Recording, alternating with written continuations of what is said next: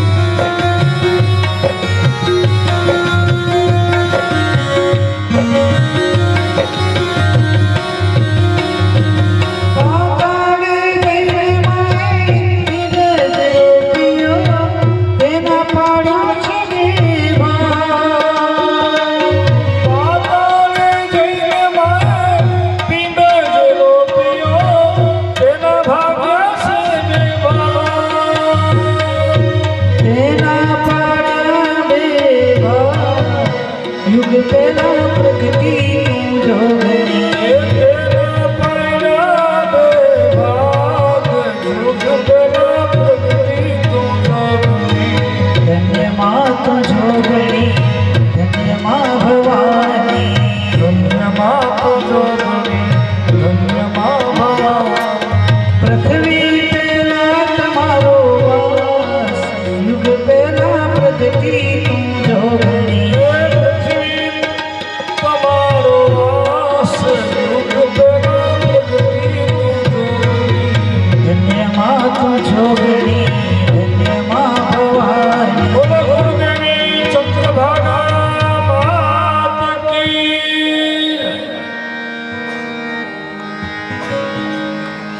દેવકી માએ કુળદેવીના ઉત્સવો કર્યા છે. માની ખૂબ ઉપાસના, નવરાત્રિનું વ્રત સૌથી પહેલા એમને કર્યું છે એવું દેવી ભાગવતમાં એ વર્ણન છે, ભાગવતજીમાં એ વર્ણન છે. પછી ભગવાન ઓલું મણી જે હતું ને એ સતરાજીતને દીધું કે જો આ ક્યાં હતું. પછી તો ઓલાને ભૂલ સમજાણી એટલે એની ઓળી એકની એક દીકરી હતી, એનું નામ હતું સત્યભામા. એ કે મહારાજ હવે મારી ભૂલ માફ કરી, હું તો સમજીશ કે જો તમે મારી દીકરીને પરણશો.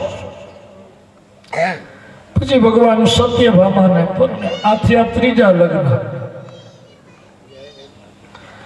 ચોથા ભગવાન પરણ્યા છે સૂર્યની દીકરી કાલિંદીને. એ તપ કરતા હતા અને અર્જુન પાણી પીવા ગયા. પછી અર્જુને પૂછ્યું કે આ અહીંયા એકલા તપ કરો છો, કોણ છો દેવી? અહમ દેવસ્ય સવિતો દુહિતા પતિમિચ્છતિ વિષ્ણું વરેણ્યં વરદઃ તપઃ પરમમાસ્તિતઃ. અહમ દેવસ્ય સવિતુઃ, હું સવિતા સૂર્યનારાયણની દીકરી છું. મારું નામ કાલિંદી છે. કાલિંદી એટલે યમુના. કૃષ્ણ મને પતિ તરીકે મળે ને એટલે તપ કરું છું. હું તમને ઓળખું છું હે પાર્થ, તમે અર્જુન છો. અર્જુન કે તમે દ્વારિકાનાથ માટે તપ કરો છો? તો કે હા. તો કે તો તમારું તપ સફળ. કેમ? તો કે જેના માટે તપ કરો છો એ મારા ભેગા જ છે. મારા રથમાં બેઠા છે, ઉભા રથ તેડી આવું હમણાં જ. દ્વારિકાનાથને કે હાલો હાલો, એક કન્યા તપ કરે છે તમારા માટે. ભગવાને હાથ પકડીને બેસાડ્યા રથમાં. આ ચૂંડલા ને ચૂંદડી ભગવાન તો રથમાં ભેગા જ રાખતા. દ્વારિકાનાથ એક ખાનું જ રાખ્યો તો, એક ખાનામાં ચૂંદડી, બીજા ખાનામાં ચૂંડલા. કારણ કે ક્યાં નક્કી થાય કઈ નક્કી નહીં. ચોથા લગ્ન એમની સાથે કર્યા. પાંચમા લગ્ન ભગવાન દ્વારિકાનાથે કર્યા અવંતી નગરીમાંથી વિંદ અનુવિંદના એક બેન મિત્રવિંદા, એને પરણ્યા. સ્વયંવરમાં પરણ્યા છે. છઠ્ઠા લગ્ન ભગવાન અયોધ્યા નગરીમાંથી નગ્નજીત નામના રાજા, એનું નામ નગ્નજીત હતું, એની દીકરીનું નામ નાગનજીતી હતું અને સત્યાય કહેવાતું. એને એવો સ્વયંવર કર્યો હતો કે 7 વાછડાને માતેલા 7 બનાવ્યા. અને એવો સ્વયંવર કર્યો કે આ 7 એક દોરડેથી નાથે, એક જ દોરડે થયું. એવા વીર પુરુષને હું મારી દીકરી પરણાવું. કેટલાય આવ્યા, કોઈના હાથ ભાંગ્યા, કોઈના પગ ભાંગ્યા, કોઈ તો મરણે પામી ગયા.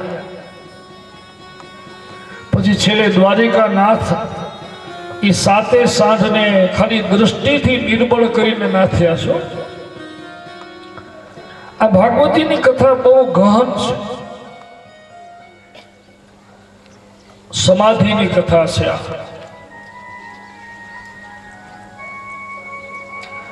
આ 7 એટલે કયા ખબર છે? આપણી અંદર કામ, ક્રોધ, લોભ, મોહ, મદ, ઈર્ષા અને મન, આ 7 વસ્તુ જે આપણા શરીરમાં છે ને, એ 7 માતેલા 7 જેવી છે. આ 7 ને જીતવું અને માતેલા 7 ને જીતવું બે સરખું. બોલો, આ 7 કોઈ જીતી શકે સંસાર?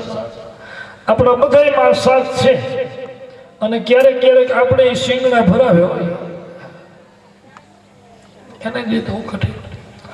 પણ ભગવાન દ્વારિકાધીશ તો પ્રકૃતિથી પર છે. એ તો આનંદ સ્વરૂપ છે.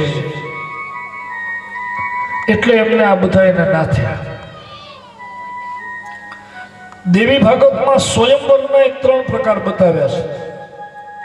ઈચ્છા સ્વયંવર, શૌર્ય સ્વયંવર અને પ્રણ સ્વયંવર. ઈચ્છા સ્વયંવર એને કહેવાય કે એમાં કન્યા પોતાની ઈચ્છાથી પરણે, એને જે ગમે એને પરણે. બધા રાજકુમારો બેસી જાય લાઈનમાં અને કન્યા ફૂલની માળા હાથમાં લઈને નીકળે. પછી બધા રાજકુમારોની આગળ એક પાટિયું મૂક્યું હોય, એક બોર્ડ મૂક્યું હોય, એમાં બધું લખ્યું હોય કે આ રાજકુમારનું નામ આ છે, આ દેશના રાજકુમાર છે, આટલી એનામાં આવડત છે, આટલી વિદ્યા જાણે છે, આટલું એનું પરાક્રમ છે, આટલી એની સેના છે, આટલું એનું ઐશ્વર્ય. હમણાં ઇંગ્લિશમાં આપણે જેને બાયોડેટા કહીએ ને, એ બધા આમ બાયોડેટા આગળ મૂક્યા હોય. અને પછી કન્યા નીકળે અને એને જે ગમે રૂપ રાજપાટ બધું જેને ગમે આમ વિચારે, બે ચાર વખત આટા મારે, બધું જોય. પોતાની ઈચ્છાથી જેને વરે એને ઈચ્છા સ્વયંવર કહેવાય. બીજો સ્વયંવર છે એનું નામ શૌર્ય સ્વયંવર. એમાં વીરતા બતાવવાની હોય, એક પછી એક રાજાઓને જીતવાના હોય. તમામ રાજાઓને જીતી અને પોતાના પરાક્રમથી જે પરણે એને શૌર્ય સ્વયંવર કહેવાય. ત્રીજું પ્રણ સ્વયંવર. પ્રણ એટલે પ્રતિજ્ઞા. જેમ કેમ જનક રાજાએ પ્રતિજ્ઞા રાખી હતી મત્સ્યવેદ કરે, હમણાં જ આપણે કહી ગયા નગ્નજીત રાજાએ જેમ પ્રતિજ્ઞા કરી હતી 7 સાંઢને જે નાથે, જેની અંદર પ્રતિજ્ઞા હોય એ પૂર્ણ કરવાની હોય એને પ્રણ સ્વયંવર કહેવાય. આવા સ્વયંવરોને જીતી જીતી ભગવાન પરણ્યા છે. સત્યાને પરણ્યા, પછી ભગવાન શ્રુતકીર્તિને પરણ્યા, શ્રુતકીર્તિના દીકરી ભદ્રાને પરણ્યા, અને છેલ્લે ભગવાન 8મા મદ્ર દેશમાંથી મત્સ્યવેદ કરીને લક્ષ્મણાને પરણ્યા. આ 8 જે રાણીઓ છે ભગવાનની પટ રાણીઓ, અધ્યાત્મ રીતે જુઓ તો આ 8 પ્રકૃતિ છે. આ ભગવાનની રાણીઓ કોણ છે? પ્રકૃતિ છે. અષ્ટધા પ્રકૃતિ, પૃથ્વી, તેજ, વાયુ, આકાશ, જળ, મન, બુદ્ધિ, ચિત્ત, અહંકાર. આપણે બધા પ્રકૃતિને આધીન છીએ. આ સંસાર પ્રકૃતિજન્ય છે, એટલે આપણે બધા જો પ્રકૃતિમાં જીવીએ છીએ. પ્રકૃતિમાં જન્મીએ, પ્રકૃતિ જ આપણે પાળે, પ્રકૃતિમાં જ મોટા થઈએ અને પ્રકૃતિમાં પાછા સમાઈ જાય. પ્રાકૃતિક છીએ આપણે, પણ ભગવાન પ્રકૃતિથી પર છે. નમસ્તે ત્વાદ્ય પુરુષમ પ્રકૃતે હે પુરુષમ પરમ. એટલે તો કુંતાજી એમ કહ્યું છે કે તમે આ જગતના આદિ બીજ છો. નમસ્તે આદ્ય પુરુષમ પ્રકૃતે હે પુરુષમ પરમ. પ્રકૃતે હે પરમ, પ્રકૃતિથી પર, પ્રકૃતિના સ્વામી. એટલે તો આ રાણીઓ બધી, આ તો આપણે કથા સાંભળીએ છીએ. ભગવાન 16,100 બીજી પરણ્યા, ઓલા ભૌમાસુરને મારીને.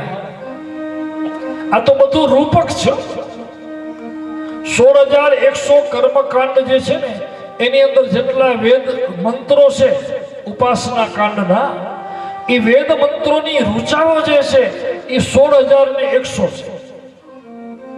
એ તમામ ભગવાનની રાણીઓ થઈને આવી છે, દાસીઓ થઈને આવી છે. અધ્યાત્મ અર્થ એમનો એવો છે બધો. અને એ જેટલી જેટલી વેદની ઋચાઓ છે એ બધાના 10-10 વિભાગ છે, 10 વિકૃતિ છે. એટલે ભાગવતજીમાં આવે છે કે ભગવાન કૃષ્ણને બધી રાણીથી 10-10 દીકરા થયા. હવે 16,108 રાણી એના 10-10 દીકરા, વિચાર તો કરો. ખાલી નામ લઈએ તો હજી બીજા 7 દિવસ લાગે. પ્રકૃતે હે પુરુષમ પરમ. આ બધી વેદોની વાતો છે, વેદાંતની વાતો છે. વેદો નારાયણો હરિ ભગવાન વેદોમય છે. આ જે ભગવાનનો ગ્રસ્તાશ્રમ આપણે જોઈએ છીએ ને, આ તો બધી ભગવાનની લીલા છે. વિચાર કરો, દ્વારિકાનું રચવું, ગ્રસ્તાશ્રમ કરો, આ બધી માયા છે. આ બધી ભગવાનને વરી જ ચૂકી છે. શક્તિઓ છે જે જગતને ચલાવે છે. ભગવાન બધાયના સ્વામી છે કે નહીં? બોલો, આપણા સંસારના સ્વામી કોણ? આપણે કહીએ, હે પ્રભુ તું જ આ સંસારનો સ્વામી. સ્વામી એટલે પતિ. આપણા બધાયના પતિ છે. પછી પુરુષ હોય તો એનાય પતિ, સ્ત્રીનાય પતિ. હે જગતપતિ, સ્વામી એટલે પતિ. પતિ શબ્દનો અર્થ થાય છે, પદ શબ્દમાંથી પતિ થયું છે. પદ ધાતુ છે, ધાતુ રૂપાવલીમાં. એ પદ શબ્દમાંથી પતિ થયો છે. પતિ શબ્દનો અર્થ થાય છે રક્ષણ કરનાર. પતિ એટલે કોણ? રક્ષા કરે. એટલે તો સ્ત્રીના જે પતિ પરણ્યો હોય છે ને સ્ત્રી, એને આપણે પતિ કહીએ ને. દીકરીનો બાપ, દીકરીનો હાથ એ વરના હાથમાં સોંપીને એમ કહે છે કે હવે આના પતિ તમે. આ જ દિવસ સુધી આ દીકરીની રક્ષા મેં કરી, ઉછેરી, મોટી કરી. હવે આ દીકરીની રક્ષા કરવાનો ધર્મ તમારો છે. લ્યો, આનો હાથ તમારા હાથમાં દઉં છું. એટલે એ પતિ. પતિનો બીજો એક નામ છે ભરતા. આ તો ભાગવતજીમાં જે વાતો બધી બતાવી છે એ તો અલૌકિક વાતો છે. વેદાંતની બધી વાતો છે. આ ગૃહસ્થાશ્રમ ધર્મને તમે વેદાંતથી જુઓ, ભગવાનની માયાને, લીલા છે. લીલા અને કર્મ એ બેમાં બહુ ફરક છે. ભગવાન કરે એ લીલા અને આપણે કરીએ એ કર્મ. કર્મમાં ને લીલામાં ફરક છે.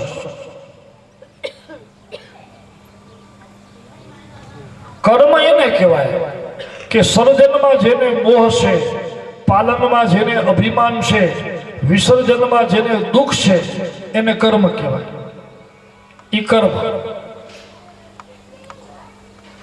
આપણે બધા કર્મ કરીએ છીએ. આપણે જો સર્જનમાં મોહ છે ને, આપણે ઘર બનાવીએ પછી એમ કહીએ ઘર મારું. આપણા વાડી ખેતર હોય તો આપણે કહીએ આ મારા. આ પત્ની મારી, ઘર મારું, પરિવાર મારો. મોહ. મારું કયો એટલે શું થાય? મોહ. આપણે સર્જનમાં મોહ છે, પછી પાલનમાં અભિમાન છે. પછી જોજો થોડી થોડી વાર આપણે બહુ આમ બધું કરતા હોય એટલે પાછા કહીએ ખરા, એ આ તો તમે અમારે પાનારે પડ્યા છો એટલે સુખી છો, બીજે પહેણ્યા તો ખબર પડે. પણ એમ કયો ઘણી વાર બીજા ઘરે બંધાણા તો ખબર પડે.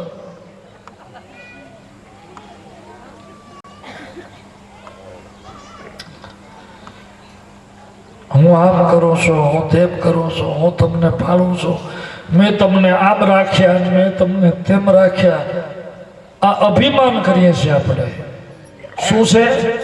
અભિમાન. કઈ આપણે બધું ભાગ્ય લઈને આપણે જ આવ્યા છીએ?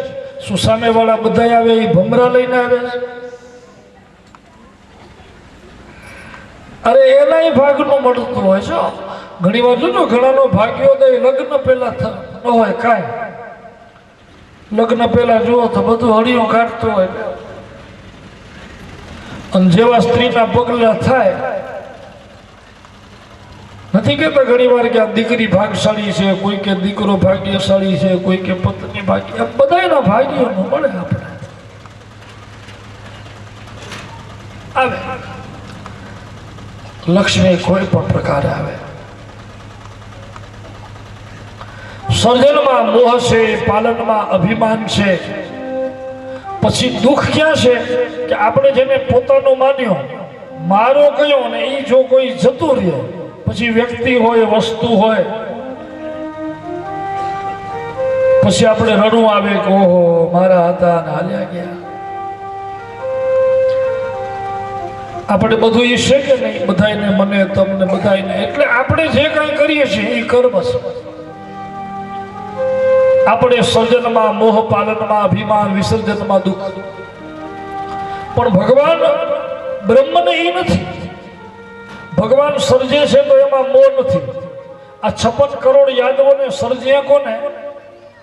એ જ હરિએ. પણ છતાંય ભગવાને કોઈ દી એમ યાદવોને કીધું કે મેં તમને બનાવ્યા છે?